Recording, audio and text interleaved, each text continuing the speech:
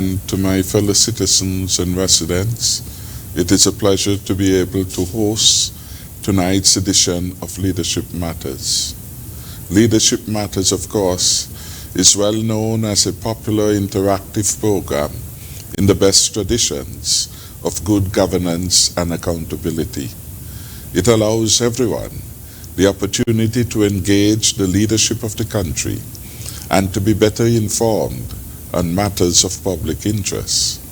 It allows me as Prime Minister to hear from my beloved people, to better appreciate their concerns and consider any deficits in public policy implementation. I am always inspired to redouble my efforts to be of better service to the citizens and residents of my beloved country. Your feedback helps me to become better at serving and delivering to you. On tonight's Leadership Matters, I propose to address ongoing efforts to move St. Kitts and Nevis out of the shadow of the COVID-19 pandemic and to the stronger and safer future. We continue to experience continued progress in our economy. More persons have found employment. The tourism sector, hitherto the most severely hit of all sectors, is regaining its strength and buoyancy. While we are not yet at pre-COVID-19 levels, we can now see that light at the end of the tunnel. This last quarter is the best since we closed our borders in March in 2020. In 2021, we are recording significant increases in airlift into our country. All airlines, for example, American Airlines, British Airways, Caribbean Charters, Liat, Sky High, and other charters are now back and doing good business. About 60% of all arriving passengers are from the United States of America. 20% of the total arriving passengers are nationals of St. Kitts and Nevis. The good news is that tourism is coming back in a strong way. Today, for example, we had 3 cruise vessels dock at Port Sante, including the Enchanted Princess, making its inaugural visit and bringing 1,300 passengers. This means more jobs for taxi operators, more business, higher incomes, etc. We are grateful to God for these wonderful developments, yet we are mindful of the downside risk. COVID-19 is still the most significant challenge to our achieving double-digit growth. We must confront and overcome it. The IMF predicts that in 2022, our economy will grow by 10%. The extent to which our economy will progress depends on how quickly we contain this third wave of COVID-19 infection and continue to suppress the rate of transmission. Thankfully, the daily data of infection rates and recoveries point to the fact that as a country, collectively, we have contained this third wave. However, there is no room for complacency, as we can easily lose all the gains we have made so far. Keeping the virus contained is our individual and collective responsibility. It requires each of us to adhere to the non-pharmaceutical measures, that is the wearing of our masks, frequent washing of our hands, and avoiding crowds. The most powerful tool we have is the vaccine, as it significantly reduces the risk of us becoming infected, spreading the infection, and it also offers significant protection against severe disease, hospitalization, and death. If you choose not to get vaccinated, your only means of protection are the non-pharmaceuticals, but you will become most vulnerable as we move to fully reopen the economy and country. We began our vaccination rollout on February 22nd this year, and in just 10 months, we have made significant progress, and for this our citizens and residents should be justly proud. The vast majority of us have done the right thing to protect ourselves. St. Kitts and Nevis became the first country in the sub-region to reach the World Health Organization minimum threshold of 40% of its population fully vaccinated. At the close of clinic today, Tuesday, 23rd November, the Federation has 79.7% of our adult population having taken their first dose, and 73.3% now fully vaccinated. We have one of the highest vaccination rates in the region. If we disaggregate the numbers between our two islands, we see that St. Kitts has a significant 84% of all adults here having received their first shot, and a significant 76.2% fully vaccinated. In contrast, St. Nevis, 67.8% of adults have received their first dose, and 64.6% are fully vaccinated. I would like to see even more persons at Nevis becoming vaccinated. And my hope for St. Kitts too is that we push further to achieve near 100% coverage. More work needs to be done as we push forward with our vaccination program to achieve an overall first dose coverage in the Federation of 80% among our adults.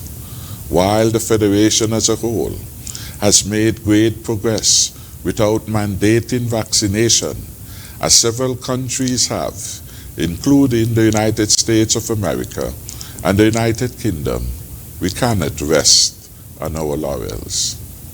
As we move into December and then the winter season 2022, we will have a greater influx of visitors, and despite our stringent entry protocols, there is the possibility that the Delta variant will enter our jurisdiction, as it is in wide circulation in our main source markets. We can therefore anticipate a fourth wave, but we are not helpless. We can make the fourth wave less severe, less prolonged, and less deadly if all who should be vaccinated get vaccinated. And that is why I am warning against complacency, and I am encouraging every adult and every student above 12 years to get vaccinated.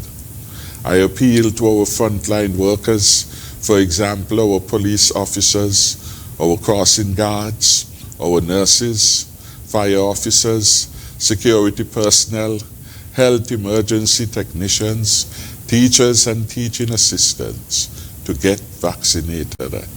I appeal also to our sportsmen and sportswomen to protect themselves, protect those to whom they have a duty of care. Our health experts have advised us that achieving 80% coverage among adults in our federation will give us a significant buffer to absorb more risks and therefore safely open our economy without putting a significant strain on our health system. We can reach 80% if you come out in your numbers and get vaccinated. The truth is, we are almost there. It is within reach. If we achieve this major milestone in our vaccination coverage, we can see the following. 1. The barriers at Port Sante being removed. The barriers are erected principally to protect our citizens and residents. The high vaccination coverage will provide an immunity barrier against COVID-19 instead of the physical fencing barrier. Port Zante then will become accessible to all. Security officials will ensure compliance with mask wearing and other non-pharmaceutical measures. Restaurants, businesses, outlets, and offices must of course enforce the protocols.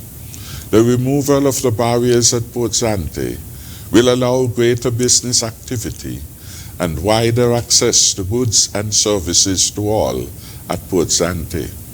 More businesses will share in the increase in commercial activity. This, of course, will lead to more job opportunities. 2, all vaccinated tourists arriving, whether by cruise or air, can then have access to COVID-19 approved sites like Brimstone Hill, Caribel Batik, Black Rocks, to name a few. Entertainers will be able to undertake mass events for fully vaccinated persons with 75% space capacity. Fourthly, a negative PCR test will remain the standard for persons to enter the Federation, but we can see the removal of all quarantine and testing requirements for arriving passengers 12 years and over who are fully vaccinated. This will be a significant economic development as the vaccinated visitors will have the ability to integrate immediately in our community. The fifth important development is that we will be able to reduce the quarantine period for unvaccinated or partially vaccinated persons from 14 days to 9 days. This measure will assist our elderly citizens to return home, undergo a shorter quarantine period, while at the same time reduce the risk to our people. In other words, we are moving in a phased way to relax restrictions as we achieve higher levels of vaccination. Reaching the 80% adult population immunity coverage will allow us to ease more of the entry restrictions and improve our competitiveness as a tourist destination. The results will be even higher arrivals, more jobs for our people, higher incomes, and more opportunities for all. We are recognized as a model country in our careful response to COVID-19, making hard decisions when needed to save lives, protecting our people, and easing restrictions in a responsible way to put our economy back on track. We are doing the right things at the right time and in the right way. We are taking a comprehensive view of our situation and following the science and the data. We have consistently acted responsibly. Let us continue to work together in unity to consolidate and expand our gains in this difficult fight against COVID-19. I want now to turn to some other sectors of our economy. Our construction sector is receiving a boost as Ramada continues work on phase 2 of their 300-room residential facility. Housing projects soon to be started, such as those by Daniel and Associates and other nationals, will spur job creation in the construction sector, put more men and women at work, thereby driving further economic activity in St. Kitts and Nevis. Other significant projects being undertaken include Plaza 2 of the Royal St. Kitts Hotel, better known as Jactar, the TDC Dewars Residential Project, and Hillsborough Suites. These are all progressing well.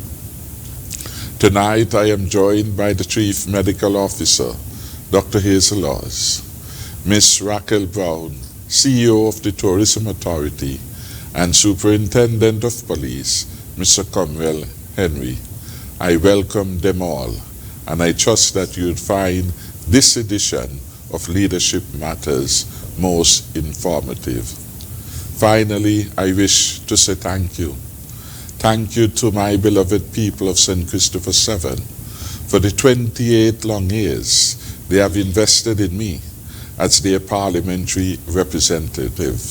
I thank them for the unique privilege and honor to be of service. And beyond my constituency, I wish to thank all the good citizens of St. Kitts and Nevis for their faith in me and for allowing me a once-in-a-lifetime opportunity to serve this country and people whom I love so much. Thank you, and may God continue to bless us all.